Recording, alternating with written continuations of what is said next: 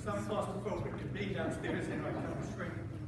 This is great. This is a beautiful setting. And, hopefully we'll be able to meet here on a more often basis.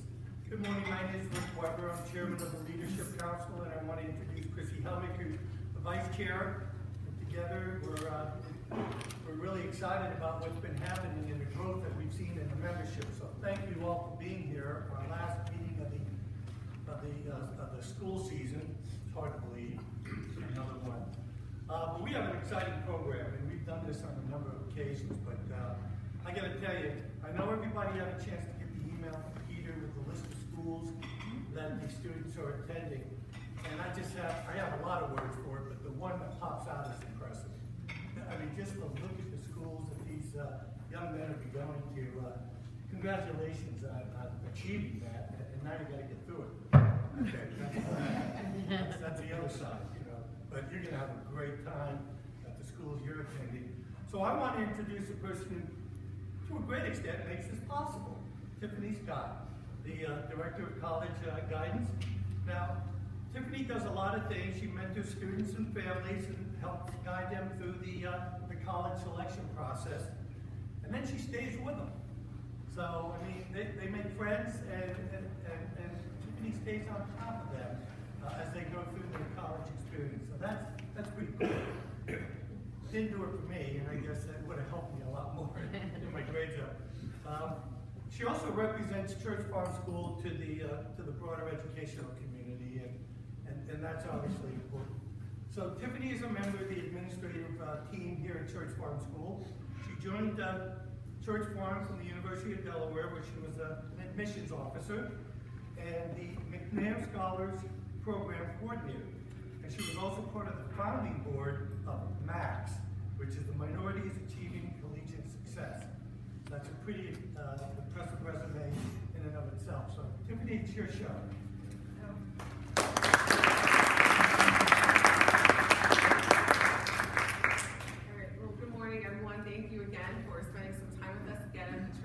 School. Again, I'm Tiffany Scott. I'm Director of College Guidance. I've been fortunate enough to be here at Church Farm School since 2014, and I absolutely feel that my work is my calling and my ministry. I absolutely believe that I was called to be here and to work with students as they plan to go to college. A little bit about myself. I'm from New York City. I attended a very, very large public school, and I had one college counselor for 1,200 graduating seniors. Okay? The one time I got to meet with him, I showed him my list, and he told me I was not getting into any of the schools I had on my list. He told me I was going to get into one very stereotypical school, and I was disheartened, but I was able to push on and go on to where I wanted to go, which was Syracuse University. And knowing that I didn't have the fullest experience I could have had at Syracuse really caused me to go into the world of education. That's why I became an admissions officer, to talk to families, talk to students about this process, how they can get the most out of their college experience.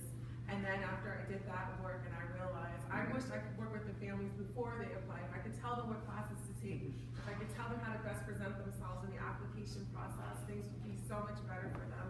They'd have such a better experience. And I was fortunate enough to get this position in 2014 to really fulfill the goals that I set for myself, which are really to help young people get into the colleges of their dreams. When I first started here, we had about 18 schools that would come to visit us in the fall. A lot of people didn't know us. They would say they drove by and they were like, what is this place with all these little white houses nearby? And over the years, I've had more and more colleges come, and this past fall, we had over 65 colleges and universities come and visit with the boys, so that they've learned a lot more about us, and the boys have had an opportunity to be exposed to a lot more colleges than they've had in the past. So I'm extremely grateful for those colleges and reaching out to our young men and really getting an opportunity to know the wonderful products that we're producing, which are wonderful young men. This year, as you know, all 45 of our seniors were accepted into a four-year college and university. These boys submitted over 400 applications and gained accepted to over 80 different colleges and universities. Some of the schools that were accepted, you guys have on your table and were listed, and a lot of them are up there on that board as well. As we go through the college admissions process, these young men will tell you that it is a stressful process, it is long, it seems like it's never going to end. I was just telling them yesterday, I started with the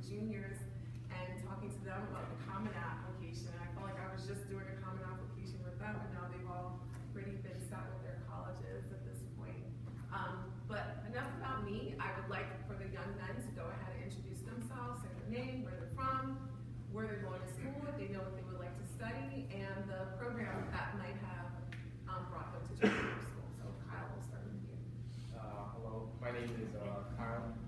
I was raised in Delaware County in a small town or small bureau called Collinsville. I've heard of Church Farm School through A Better Chance, which is sort of a program that helps you looks for high schools and private schools around the area and certain types of schools that might be fit for you to go to. I've been here for 3 years. I started as a sophomore in 2014, I believe.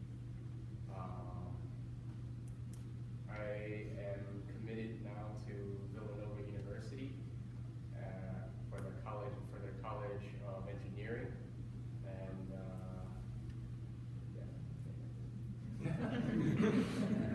Hi, my name is Xavier Richards. I'm from Queens, New York. I'm affiliated with the Prep program in New York, which attempts to get students from low-income families to a preparatory school, and then they would follow you into college and so forth. And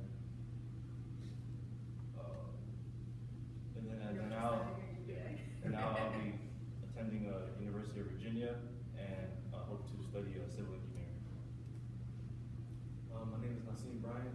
I'm from Philadelphia. This is my 4th year. I came in as a freshman. I'm also a part of the Third Chance program, and I'm attending University of Miami for engineering. So my name is Josie Flores. I'm from Brooklyn, New York, and the program that showed me here at Church Farm School was the Oliver Scholars Program, and they work with minority students in New York City to help place them into some of the top independent schools in the Northeast. And next year I'll be going to Brown University to study mechanical engineering. Okay, so I did not plan to have a whole board of education.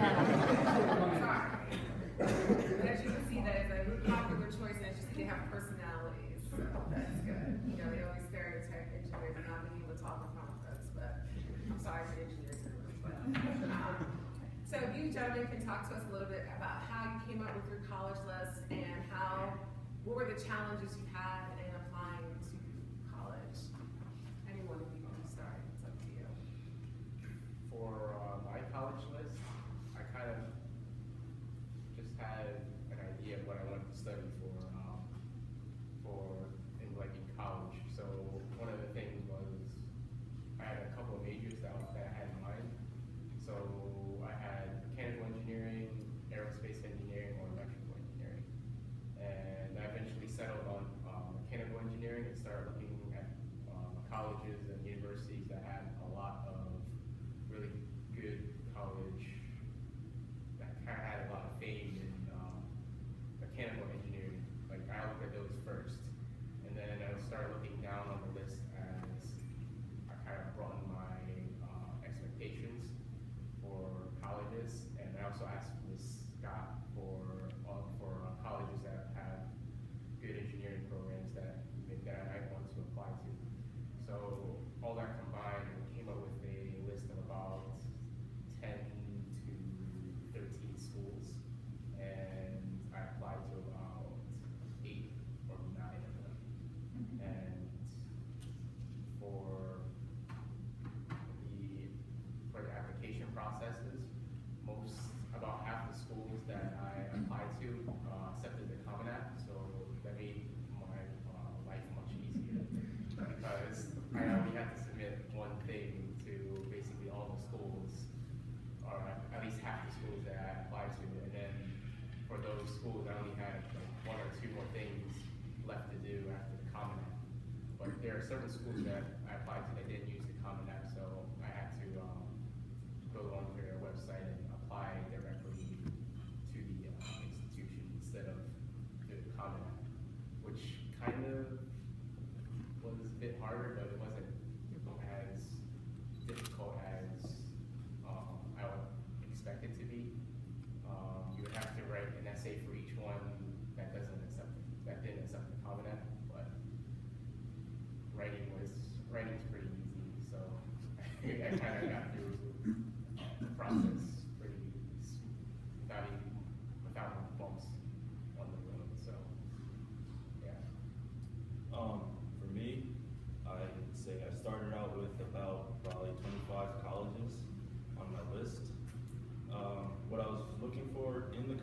first of all, was that it was a need-based institution where they would, while during the process, they would accept you, and then they would try to make sure that your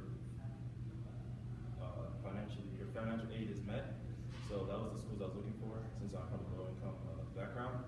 So then after that, I was able to cut that down, the list down to about 14 schools, because I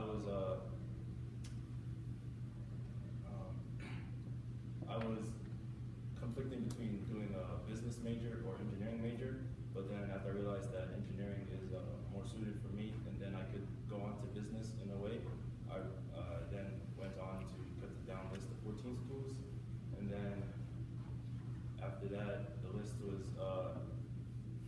then after getting accepted into University of Virginia and another school, Lehigh University, it was about figuring out which school I could see myself there for the next 4 years, and I decided to choose University of Virginia because when I visited, I just loved the South, so that's one major reason. And then overall, the college process, similar to Kyle, with the Common App, it was fairly simple. There's a lot of writing. Church Farm prepared me for that, so yeah. For me, I knew that I wanted to do something in Sunfield, but it came down with location. I wanted to get out of Philly. My mom was She's not happy about that. I had about 14 schools on my list. It came down to St. Joe's and Miami. And Miami ended up being a better choice in terms of the financial package and location. Also with the Common App, a lot of my schools were on that. And Miami actually didn't have a separate writing piece, so I was good at that aspect, but every other school did. And that's how I made my process. So for me, I came up with my college list mostly. I really started thinking about colleges after my freshman year. So after my freshman year, I kind of heard about some of the good schools that the seniors were going to. So I really started kind of just doing my own research and then also just talking to them. And I was just asking them questions what were they looking for, or what they liked, and then I kind of tried to apply those questions to myself. And then after self-reflection, I came to a list of about 12 schools. And overall, the process for me was kind of stressful. So I actually got in through Questbridge. So it's a program that, for Brown, it got me in through ED. So my process was kind of ongoing since my junior year, because they also have a junior level program. So I got into that. So the application was very rigorous, and it kind of led up all the way into my senior year. So it's pretty stressful, my honest opinion. So just a little bit about Questbridge. Questbridge has been a great partner with our school since I've been here. Each year we've had a Questbridge finalist, we've had Questbridge Prep Scholars. Questbridge Prep Scholars are students who are selected in their junior year, show promise to be Questbridge Scholars in the fall. They get access to SAT prep, opportunities to visit colleges and universities, attend conferences and things of that nature. And then in the fall, they're generally able to then apply to become Questbridge Scholars, and Josie was the fortunate one this year who was able to get the Questbridge Award. Back in 2015, we had another winner, Fed Moise, who's at Princeton right now. Right now, we have 2 Questbridge Prep Scholars in the junior class, so it's definitely been a program that has helped our young men get to some of the best colleges in the country. So Josie, you talked a little bit about the stress and the challenges of applying to college. Can any of you kind of elaborate on kind of the struggles and challenges you had in the application process, and then also trying to decide where it is you're going to take your educational pursuits? I mean, you kind of did the LeBron thing, so you're going to take your talent to, South Beach. But how did you guys make those decisions, and what challenges did you have in the process?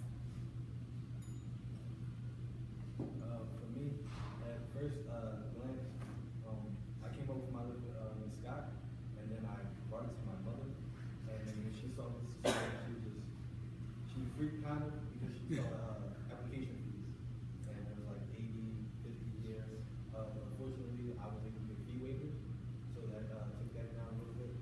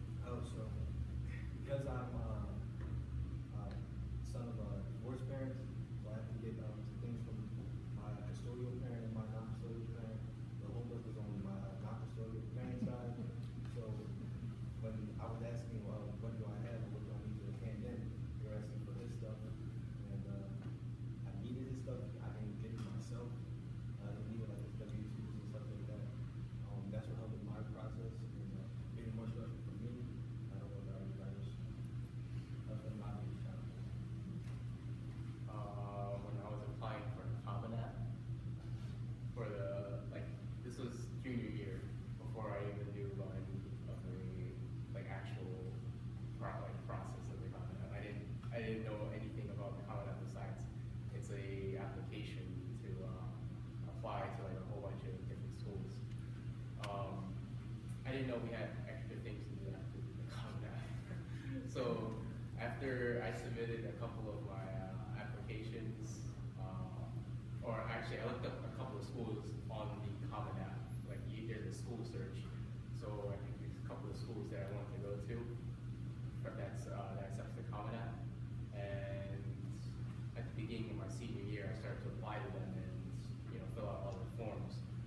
But after the Common App, there's more things to do. So I didn't actually know that until about October or November, when some of the stuff is actually due. So I kind of rushed through a bunch of the stuff within 1 or 2 weeks before the deadline. So that kind of stressed me out a bit, but it wasn't as bad as you might think it was, because like you have just a very simple process for most of the Common App colleges. You just go to the website, make an account, and you fill out only like 1 or 2 forms, and then, or like an essay or something, and you're done. So that took a bit of time, but it's not as hard as I would have probably expected if I had waited, if I had not known at all and had to email every single one of the colleges saying that I was sorry that this was late or something. So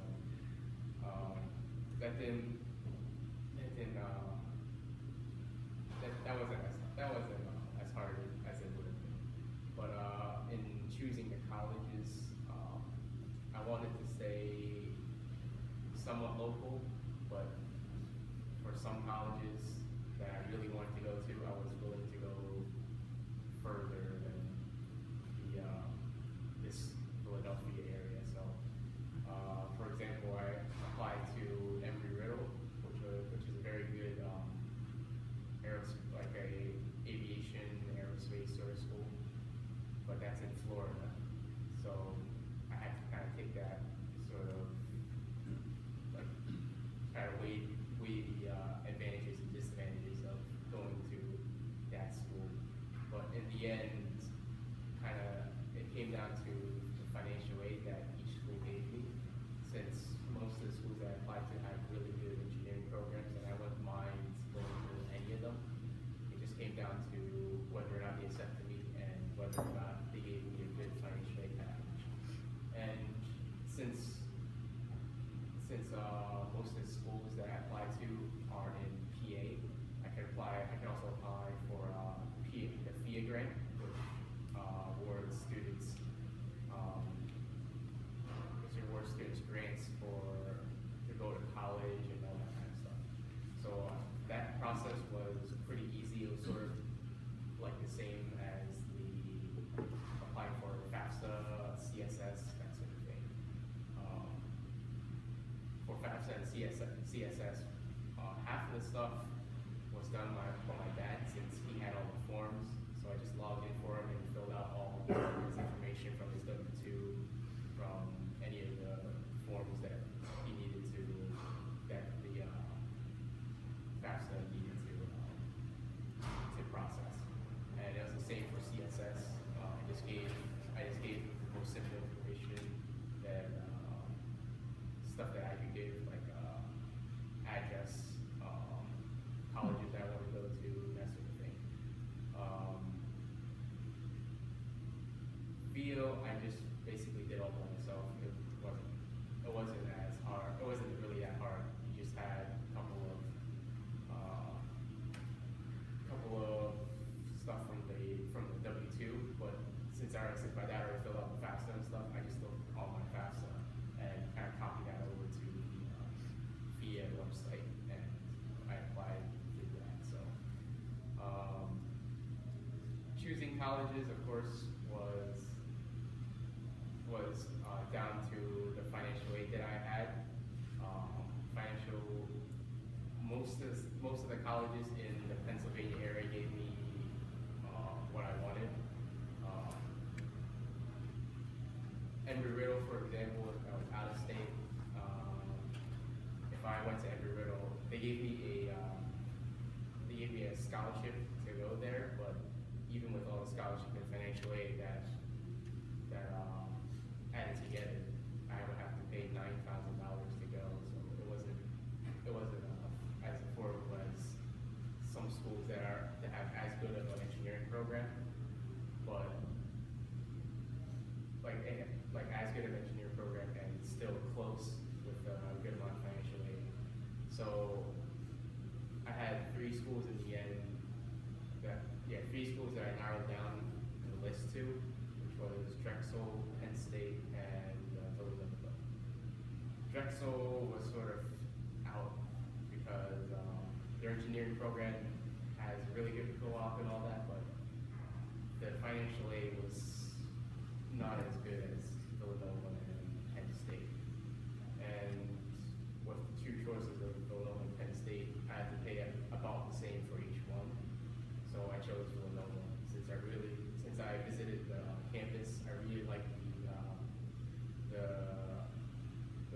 atmosphere, and from Penn State, it was just I had to transfer after 2 years to University Park, and that just doesn't. I don't really want to board again now that like since now I'm going to college, because I really need to. I really want to stay like as close as possible to home and sort of go around the area, like just have that experience of finally being free, or like going around my area, hanging out with friends, that sort of thing. So in the end, I chose Villanova, but the funny thing is, for financial aid, some of the packages came in really late, and some colleges added packages as I was deciding. After I decided Villanova and made all the deposits, Penn State actually sent me a letter giving me a $16,000 scholarship over 4 years, which covered the entire cost of going to Penn State.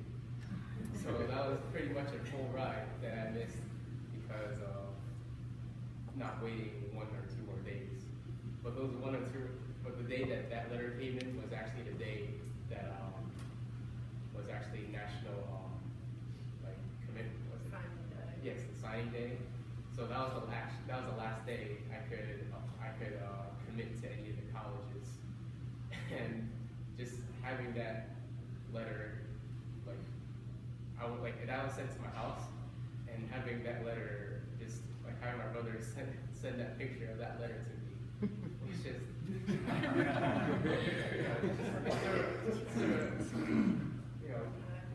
clawed at me. Like that could have impacted my decision a lot, but I'm glad that I settled on Villanova. In the end, I'm still grateful that they gave me that offer, but I'd say my decision to go to Villanova was the best that I could figure out for me. So, yeah. For me, the college process was smooth, unlike my fellow classmates. For me, because I had applied early with financial aid and also with the Common App, so things went smooth. The hard part, I guess, was choosing between Lehigh and UVA, but it ultimately came down to me getting out of Pennsylvania. So.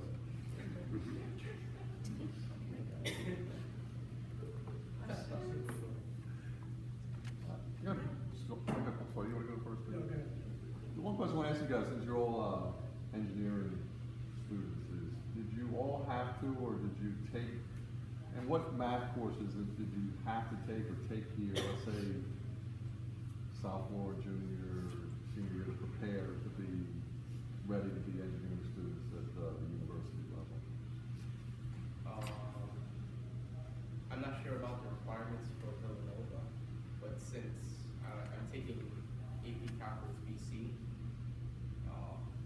since that's basically the highest calculus, that's the highest math course for most high schools, I wouldn't expect them to deny me because of my math course. So I mean, you guys all pretty much, is that, I would think that's got to be kind of, something you have to take here, and the math has to be very important, right?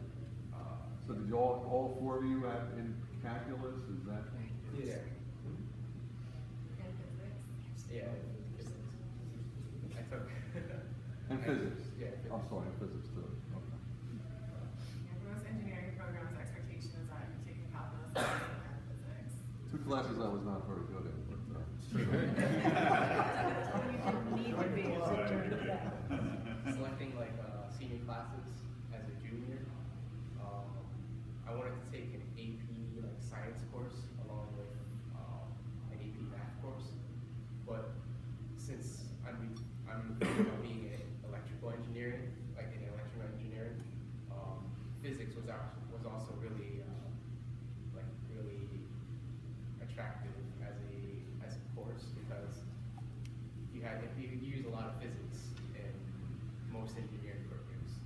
So I had to think about how I'm going to be able to get both of those classes in.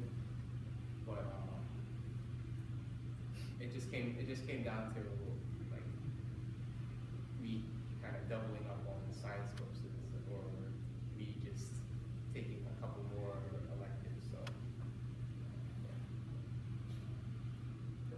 Tiffany, I'm wondering, when I was in college, which was obviously many years ago, I think I changed majors 5 times. I'm so impressed that these gentlemen know already what careers they're interested in, but I'm wondering what statistics tell us about how many students change their mind.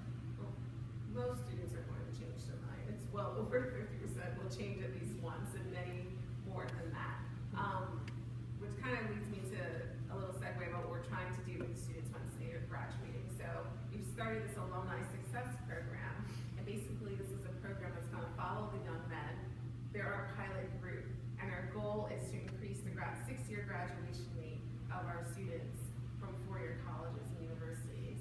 So we're going to be in contact with them about 3 times a year, checking up on them, trying to see how things are going, making sure they're registered for their classes, seeing if they decided on a major, if they changed their mind, are they on pace to graduate on time, things like that. So that we are keeping up with them, so we do know what's happening with them in their college career, so that we can better track and see, what we're doing here really well, that they're really thriving in college, and maybe some areas where we need to do a little bit better. And I mean in all aspects, socially, academically, emotionally, things like that. So we're definitely trying to, we understand that young people are going to change their minds, but I actually encourage them to not be so focused and be open to other opportunities and ideas. So it's good that they have this idea, but also know that it's okay, to change your mind and try something new that you're passionate about. I'd like to ask you guys, how do you think Church Farm School prepared you for college?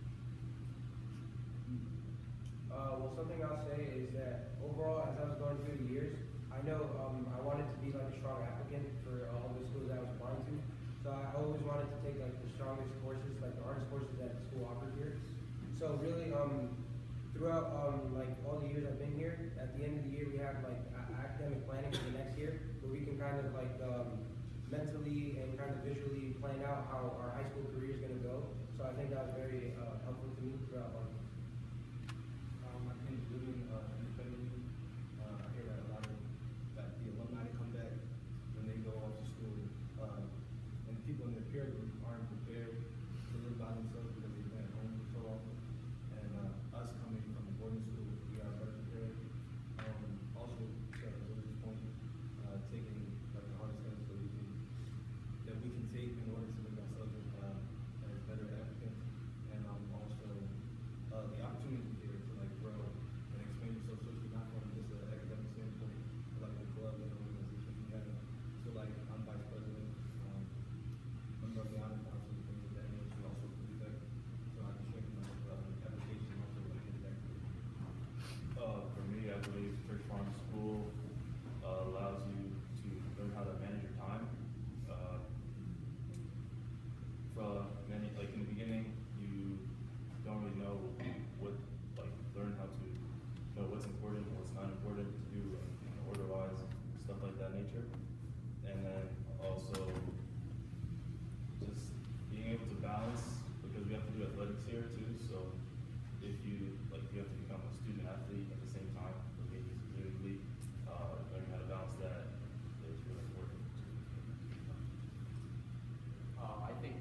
Farm School really encourages you to participate in activities and other programs that like the school offers. So clubs, clubs was a big thing with like with me. I really like the I really like robotics. Even like in my middle school years, there was like a robotics team in just in the school district, so I joined that. And here, the clubs we have here, you really commit to the club. You don't like just kind of sit there and do absolutely nothing and learn just a little bit about robotics or anything.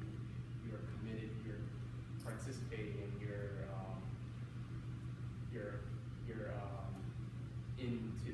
into the program. You're not like toned out. You're not any of that, and that really helped like build relationships. Like not just like the clubs, but in general, that atmosphere kind of helps build relationships between your peers and people that you work with, and also with the teachers and other faculty that you work with in those programs and clubs, and even classes. For academics-wise, I'd say it definitely helped much more than it would have if I were to stay at my like local public school. When I was at my old school, my friends, my old group of friends, and sort of, my whole social group of people were the top tier of students in the school district. We're ranked like basically the top 20 or so within, top 20 within like 200 or 300 students. And now, like my closest friends who are ranked like 2 or 3, they kind of come to me, like we still talk, and we kind of compare like standardized test scores, compare like grades, and compare all that kind of stuff. And my scores were just tremendously higher compared to what they had in like from my old school. So just thinking about that, like the opportunity that the school kind of gave me and helped prepare me for these tests, like it's really like the school really helps a lot with that sort of thing. Yes, I did. I have You a go question. first. I was just curious, what were some of the other majors that students were? So I keep getting stuck on this with the kids, and I would say especially with their class, it's business and engineering, because I want to make a lot of money. And I'm like, do you know anything about that? And I'm like, okay. Do you know math and science? And like, there's a lot of math and science. They're like, And I'm like, don't you want to go to college and study something you like? They're like, I want to go to college and make a lot of money. So I think that's probably one of the biggest things that I have to encounter with the young man. It's really just trying to say, look, like I get it. Like we all want to go to college and become successful and have great careers and be financially stable to be able to contribute to our homes and communities and things like that.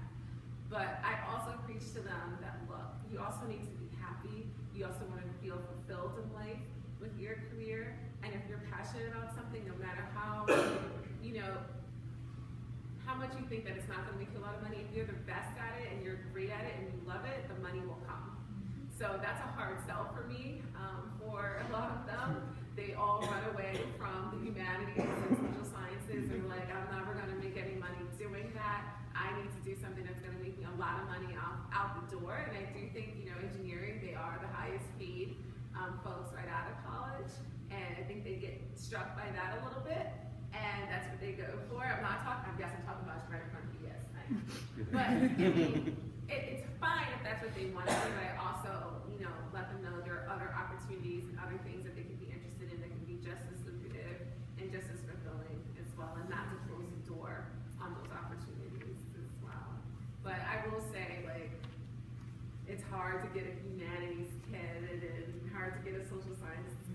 so thrilled. We have a student that actually wants to be a teacher. And I was like, floored. I was like, oh my gosh, like you're the first one in 3 years that told me to become a teacher. But, you know, that's kind of where it is. I mean, you do have a few, but mostly a lot of our boys do lean towards STEM and business type of fields.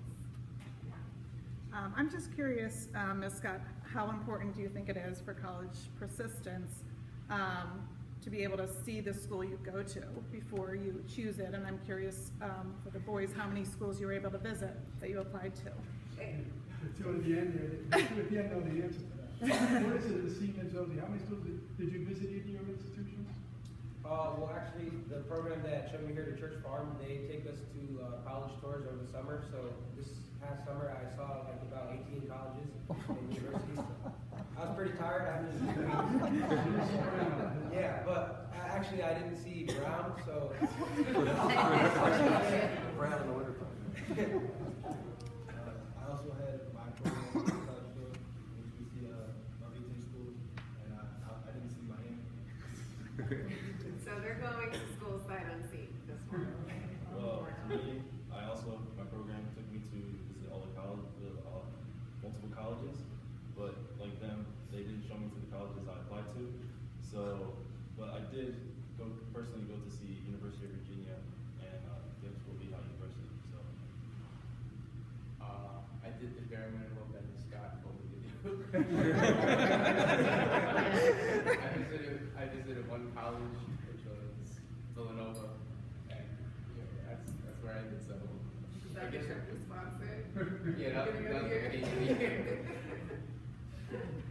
Yes, I think it's really important that young men go and visit the school. Some of them through programs are able to do some college tours, and the ones that are affiliated with programs are able to jump on board some college tours, but a lot of our boys are not affiliated with programs. They don't have the opportunity necessarily to go and visit colleges and universities, even once they've been accepted, you know, getting to flights, getting hotel arrangements to stay can sometimes be really cost prohibitive for a lot of our families, but ideally we would love for our boys to be able to visit the school that they're going to go to before they deposit by the May 1st deadline. So we're definitely working to see how that can happen. We do have a college tour in the fall where we do some Saturday visits, and we encourage the young boys around, we encourage young men to visit colleges around here. We'll pick a school within a 2-hour radius of here, and we'll go spend the day with some faculty and some staff will take them up to go visit colleges and stuff.